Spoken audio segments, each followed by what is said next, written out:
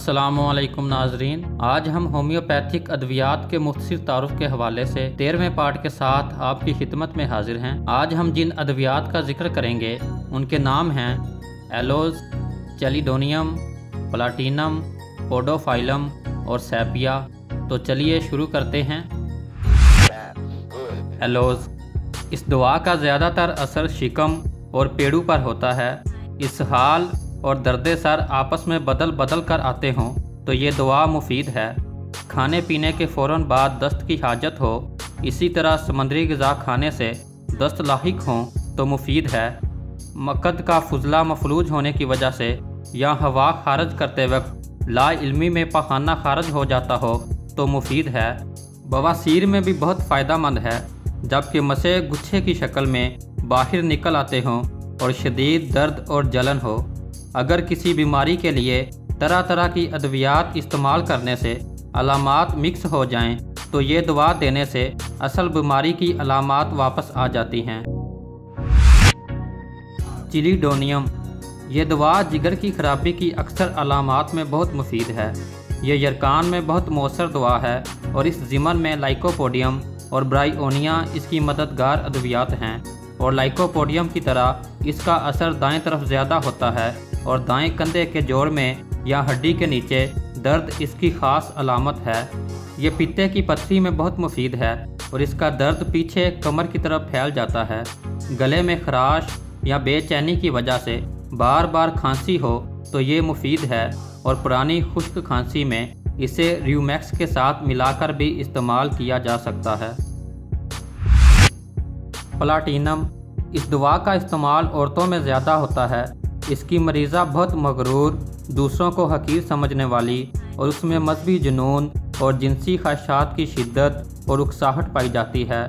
जिनसी अज़ा में उकसाहट की वजह से मरीज़ा में हायोसाइमस की तरह बेशर्मी और शदीद जिनसी ख्वाहिश पैदा हो जाती है। इसके मरीज़ में कत्ल करने की शदीद ख्वाहिश पाई जाती है।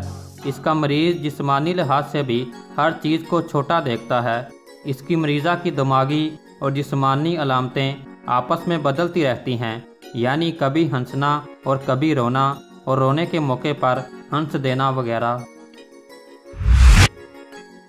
पोडोफाइलम, इस दवा का ज़्यादातर असर दाएं तरफ होता है।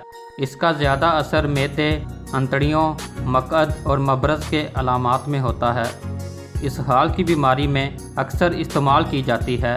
इसके इसहाल में पखाना ज़्यादा मिकदार में पानी की तरह जर्द रंग का गैर हज़म शुदा अज्जा के साथ खारिज होता है, जिसकी वजह से सख्त कमज़ोरी हो जाती है। गर्म मौसम या फल खाने की वजह से इसहाल लगने में मुफीद है। सर दर्द और इसहाल के अदलने बदलने में भी मुफीद है। दांत निकालने के वक्त के इसहाल में भी मुफीद है। बुखार की हालत में अगर मरीज़ बकवास करे तो इसे इस्तेमाल किया जा सकता है। सैपिया, ये गहरा और वसी असर रखने वाली बहुत से अमराज में इस्तेमाल होने वाली दवा है। सैपिया ज़्यादातर ख़वातीन के लिए इस्तेमाल की जाती है।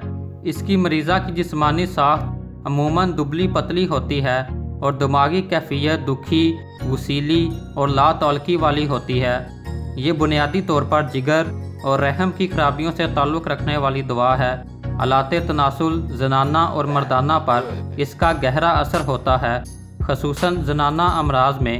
इसलिए आलाते तनासुल के काम करने की उम्र तक इस दवा का ज़्यादा इस्तेमाल होता है। अगर हमल ना ठहरता हो या अस्कात और अठरा का मसला हो तो इसे मजाजी अलामात के साथ ऊंची ताकत में इस्तेमाल करना चाहिए। बोल बिस्तरी यानी बिस्तर पर पेशाब निकलने के आर्जे में मुफीद है।